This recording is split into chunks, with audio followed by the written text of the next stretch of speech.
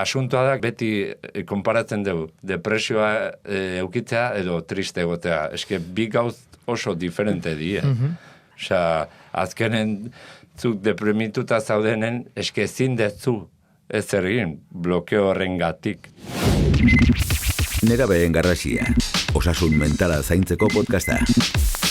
Maitane Ormazabal eta Telmo Lazkano.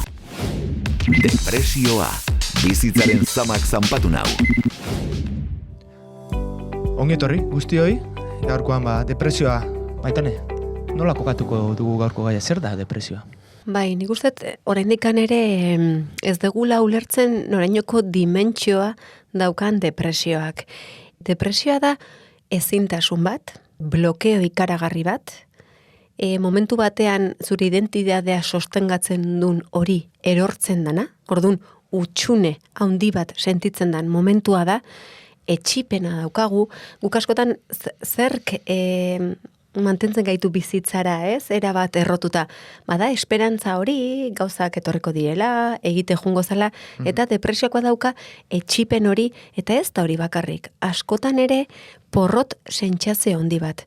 Bizitzan gertatzen zaizkigun gauzagatikan, etortzen dien momentu askogatikan, iriztenga momentu atera ikustera egiten deguna gezke ateratzen joaten dela, orduan daukagu sentsazio bat bizitzako erronkei ezin erantzun edo abilezi falta bat izango balima gendun bezala. Orduan, imaginatu, bizitzaren pixua, etxipena, kosta, blokeoa, naizen hori puskatu eta utxunea sentitu, eta gehi porrot sentsazio bat.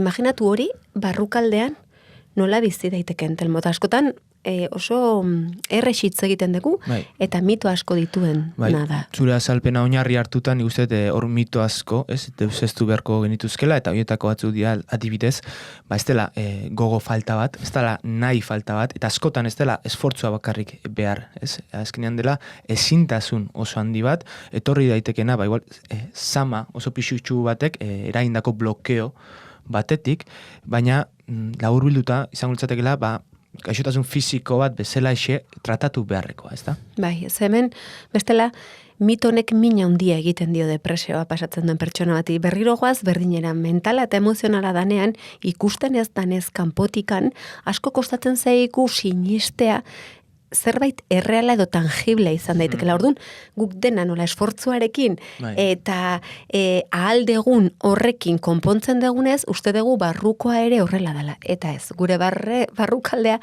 askoz ere konplexuagoa da, oso konplexua da, eta askotan depresioa etorri daiteke zerbait konkretua pasadalako orain, edo agian atzetik daukagun motxila horrek pixatzen du, motxila puskatzen da, eta orduan azaltzen da. Orduan ez dauka beti, askotan jende asko pasatzen du oso gaizki, ez danean zerbait konkretua gatikan, ez dugu ulertzen zer pasatzen zaigun, ez pasa ezerrez, ni supuestamente ondo nago, dena daukat, kontuz zer da dena daukat. Hori ez da gertatzen txorkatia bihurtzen deunean, inork ez du zalantzan jartzen, eta badakigu zer dagoen, eta nundi jo, ez da? Bai.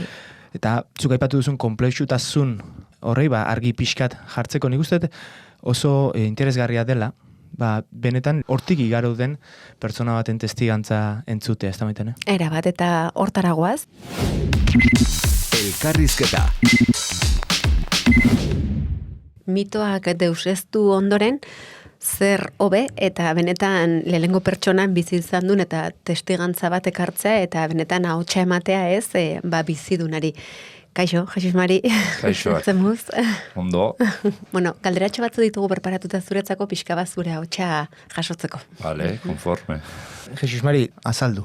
Zein izan den zure esperientzia, eta zer kontatzera etorri zara? Pixka, labur bildu bezala igual kontako nuke, edo ez dakit, nire esperientziatik ze izan dut, zeren ez da izan gauza bat, izan zen lehenaldia tokau zitzaidala. Egoera putzu baten egon nintzen, putzu beltz baten, eta gaina ez dakizu ze gertatzen zaizun, eta ez dakizu zergatik zaudeola, eta aukerrena da, ez dezu ikusten irten bidea. Eta azkenen, sentitzen zea gainea, osea, ez da sentitzea bakarrik zutaz, da sensazio bat, ez dakizu bakarrik zauden bezala, eta gainean edazu bakarrik egon denbora osoan, da sensazio oso desagradable izango litzateke esplikazio bena. Eta, ez da lehenengo aldi tokau zitzaidana, baina lehenengo eta izan zen oso gogorra, danatan. Emozio horietan, zen nabarmenduko zenuke, igual, gogo falta gauzak egiteko, edo ezin egona? Bai, eta nik azpimarratuko nuke importanteena da, azpimarreteko, gai potentena izango litzateke blokeoa. Blokeoa. Azkenen da, zuk nahi dezu zerbait adibidez ejemplo oso errez. Igual hoean zaude eta esnatzeakoan ez dezu nahi, baina ez dakizu zergatik. Ez dakit... Energia falta handi bat, ez? Bai, eta zu nahi dezu, igual komuna, edo dozen, gauzak oso, dirudienez oso normalak diela, eta errez ateatzen diela, zure burua, zure gorputzakin ez doazte. Ez doaz bat. Ez dela gogo falta, bezita ezintasuna. Ezintasuna hori da. Eta hori da sensazioa lehena. Eta, ze gertatzen nahi da, ez? Eta, baina zer da. Eta, ez da bakarrik, ez da bakarrik, ez da auket gogo zer egiteko, hori baita, baina asuntoa da, gai potentena netzako da, blokeoa. Blokeoa da importantena. Hori da igual seguraski ere zaiena esango gendukenez, beste igual modifikatzen jun daiteke beste sintoma asko, baina hori ez, blokeo hortatikan nola atera ez, horri izango da niretzako igualagian zaiena izan daitekena. Karo, azkenen blokeauta egoten bazea, azkenen ez dizu ematen sensazio edo gaia edo ez dakit nola esan da mugitzeko edo zen gauza egiteko, ez daukazu gogo jateko, ez zertaz. Da zaude blokeauta, gaina ezin dezu gai izan pentsatzeko razionalki ezer. Gaina, zaude geldi bezala. Zure gorputza da, harri bat bezala, ez da mugitzen, eta zure burua, dana kudeatzen dizu, zure burua kudeatzen dizu dana. Blokeo hori. Hor, azkenen bizitzako gauza xinplena ere ez, ze komplikatu bilakatu daiteke momentu batean gure bizitzan. Eta askotan hori da, kostatzen zaiguna guri sinistea ez, eta esaten duguna askotan esfortzuaren bitartez, eta nahi izaten aldatu daitekela. Jesus Mari, horrela da, edo zuk zer esango zenioke jendeari ulertzeko pixka bat? Claro, oso ondo esan ez du, azkenen ikusten dugu kanpotik beti, azkenen betikoa da, osasun mentala. Eta da, osasun mentala dirudi dala, ez zea gai izaten hoi egiteo, edo ze egitea, zeren ez duzula nahi. Venga, pixkat, zure boronda jarri behar dezu, zerbait egiteko, keba. Ez da hori. Importantena da, estigma hori apurtu egin behar da, eta batez ere jakitea, ez dala hori, zuk ez zea gai izan edozin gauza egiteko. Ez da borondate kontua, ez? Bai, hori da. Zu nola esplikatuko zenioke pertsona bati, zer dan depresioa? Baina esaten nahi za pixka bat, baina nola esplikatuko zenioke? Nik beti jartzen dez konparaketa bat, edozein pertsona bat, edozein gaixotasun fisiko daukala, konparau iguala. Txorkatia bihurritzen daunean, ez?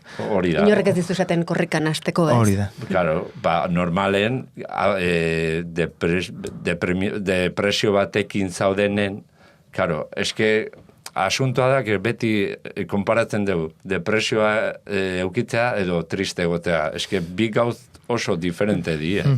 Osea, azkenen zuk deprimituta zaudenen, eske ezin dezu ez egin, blokeo horrengatik. Claro. Bai, beste gauza da triste egotea, apal egotea, energia bajua izatea, eta beste gauza da blokeo bat egotea, bai mentalki, bai gorputzan, eta horrei ezin buelta eman, eta ez esan duguna, ez dala fisikoa danean ulertzen dugu, hau momentu batean hitz egiten egon geanean lehenez, guk itxu bati ez diogu eskatzen, ikusteko. Ikusi,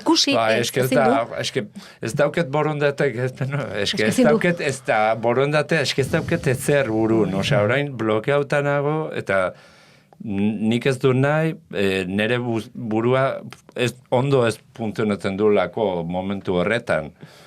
Hori da, ez da, eske kapaz naizela edo, pues seguro, normalmente bai izango zinatekela kapaz, baina zure burua ez da ondo eta blokeatzen dizu edozein gauza egiteko. Eta iluntasun horretan zeudenean, ze argi izan dezu lagungarri? Zer lagundu dizu pixkat hortik ateratzen? Ez galdera. Lehenengoa, pues claro, azkenen, hoi da, izango litzateke azkenen, helburu bezala, baina, claro, ara ailegatzeko, pasu batzuk eman behar dituzu, leno. Adibidez, blokeoi, hasten bazean desblokeatzen pixkanaka, ja hastentzea, gero, zuk esan dezuna, ez? Ze ikusten dezuk, ematen dizu impulso bizitzan segitzeko eta bizirik egon nahi dezuru, eta hoiz ematen dizu impulso, adibidez nire kasun, nire familia, nire emaztea, nire semea. Zure baliozko harremanek, ez? Hori da. Azkenen oso garrantzituak die. Azkenen haiek ez dakite zertan naizea pasatzen. Ikusten zaizu eta sufritzen nahi dira, baina inorez daki zer sufritzen nahi zarela. Azkenen bakarreko asunto bada. Eta horra debidezuk zer bota izan dezu faltan, edo zer esan dezakezu gizartean jendeak ulertzeko pertsona bat depresioa pasatzen nahi den momentuan, zerk laguntzen dion? Zerk laguntzen du? Nola lagundu dezakegu? Adibidez, gaur nagoen bezalea, alako eskatzen dituet, emate aukara testidiantza emateko, alako gauzak adibidez. Kontatzeak laguntzen dizu? Hori da. Eske kontatu, netzako askapen oso importantea da. Eta azkenen nik uste, jende nabaritzen do, azkenen oraindikan soritzarrez estigma asko dau, honekin, baina bai egia da, kaletan, jende asko, noizbait, gelditzen zaizu kalenta esaten dizu. Beti esaten dizute, ze hausarta, edo, ez nekin hola zenbintzela eta ostras, ez nekin hainbeste sufritzen zala, asko ikasten da, alako testigantza entzuten da, eske ez da, eske azkenen nola formatu edo irakatsi jendei. Erakusten pixka bat agian, ez? Osea, erakusten ez nahi dut, erakutsi eta irikitzen ulertzen zer da gertatzen dana, ez? Horretik, ahots horiek zuen ahotsa entzuta, pasatzen dunaren ahotsa hori da garrantzitsua. Besteak ere ulertzeko benetan, ez? Nire ideiatikan aparte, ze bizitzen aizean. Eta hori berak zuri ere demokratizatu bezala egiten dizu, ez? Bizitzan dezuna. Hombre, azkenen baita hori arrisku bat dauke. Azkenen zure intimidadek aizea zabaltzen, eskez da, hori ez da. Eta hori zurea baino, azkenen zure familikoa, zeren azkenen hitz egiten errepikatuko naiz berriro. Osea, estigma. Osea, azkenen, baina eske hau zergatik egiten dezu, edo, inorez do jakin beharra dauke zer daukezun, bakoitza danok eukiko dute, zergatik ematen dezu aurpegia, ahora indikan estigma hori, hor dau, eta ez dakit, denbora desente pasatuko da, aurrera eramateko. Infarto bat esate errexagoa da, esango genduken ez, edo zailtasun gutxagoa daukos eta ez, nire bikotak infarto bat pasatu du, esatea nire bikotak depresioa pasatu du. Gaude kontzientzia duta, zer dan, eta etze protokolo dare, eta ez dakitze, baina hau oraindikan, eske gaina hau baita izalaik jendea pentsatzen du da, dauke hau edo depresio bat sartutan da, baina, jakin beharra da, zergatik izango dala. Baita, eske, segitzen geha horrekin estigma, baita, nola zergatik izan, askotan ez dauke zergatik. Etortzen da, eta etortzen da. Erabaze, bestela berriro bilatzen dugu, nondikan daukan erruduntasun bat edo zerbait horregoteko, ez? Berriro estigma egiten dugu. Osasun mentala nik uste, zuk ondo badakitzu nola dijoazten gai hauek, baina danak horti dijoazten tiroko guztik, azkenen, baina zehoze izango da, ez? Zehozen gatik izango da, edo ez da, ez da oso garbi, inorrez dugu galdetzen fisikoki sufritzen nahi dan norbaiti edo dudan jartzen zergatik dauke hori, edo zergatik sufritzen nahi da bere gaitasun hori. Inor ez dugu, ez? Fisikoki, inor ez dugu jartzen... Zalantzan. Baina barrukoa danean ez, mentala danean edo emozionala danean, nola oraindikan ez dugun ikusten, zenbat kostatzen zaigun hori oraindikan ez, ikustea eta bere lekua ematea. Eske emozionala, azkenen bideratzen dugu, borondatekin. Erabat. Baina esketza, ez daukaz ere. Solitar, askotan ezintasun, eske gehienetan ezintasuna da, ez da, eske borondate, ezintasuna. Momentu hortako, bizitzako momentu hortako ezintasun bada. Gero, prozesuak, terapia, mila gauza lanketa eginez, bloke hortatik ateratzen joan gaitezkena, baino bloke hori existitzen da eta dago. Eskerrik asko, Mari. Uste ezin argiago azaldu duzuna. Erabat, eta ze ondo, ze hau nahi deguna da, ez? Pertsona batek ulertzea, ez? Noraino depresioa hitz egiten degunean ez dala nahi kontu bat, baizik eta ezintasun kontu bat. Vitamina dosiak. Haze testigantza, entzun berri duguna. Baina, gure atal hauetan ohikoa den legez, guazen pixat argia jartzera, guazen vitamina dosi batzuk lantzera, eta bi puntu batzuk jorratzera. Beraz, Maitane, lehenengoa? Lehenengoa tratamendu bat egitea, terapia medikua, psikologo, ez? Espezialista batengana joan eta landu ikusteko hori nundik datorren eta ze erantzun posibleak izan ditzazken momentu hortan depresio horrek. Ze bilatu barra daukagu, nundik atera da, nundik etorri dan, eta horrei erantzun horiek emateko zen norberak oso zaila da, ez? Depresio bat izan da, bakarrik hori egin ahal izatea. Eta hortarako mito hori esaten daguna laguntza eskatzea. Profesional baten eskuetan. Erabat. Eta albalima da gaina, pixka bat, holistikoki izan, eta ez, alderdi ezberdinetako profesionalak ez, ere lantzea, alderdi guztia pixka bat osatzen juteko, asko zero betogo. Tratamendu horietan, askotan ikusi dezakegu nola kirola egitea gomendatzen den, ezta?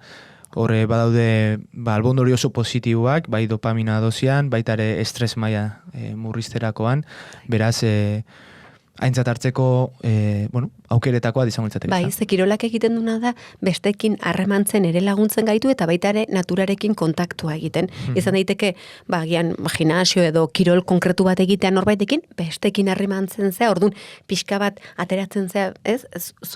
Zurrunbi hortatikan, eta baita ere naturak asko laguntzen du, kirola naturan egitea, ze naturak bera badauka kapazitate bat, guri, esango genduken, gure buruari bueltaka gaudenean bertatik atera alizateko, ez? naturarekin kontaktuak egiten gaitu pixkat hemen eta orain egotea, eta deskarge bat ere ematen du orduan, erabat gomendagarria. Zein garrantzitsua. Oso.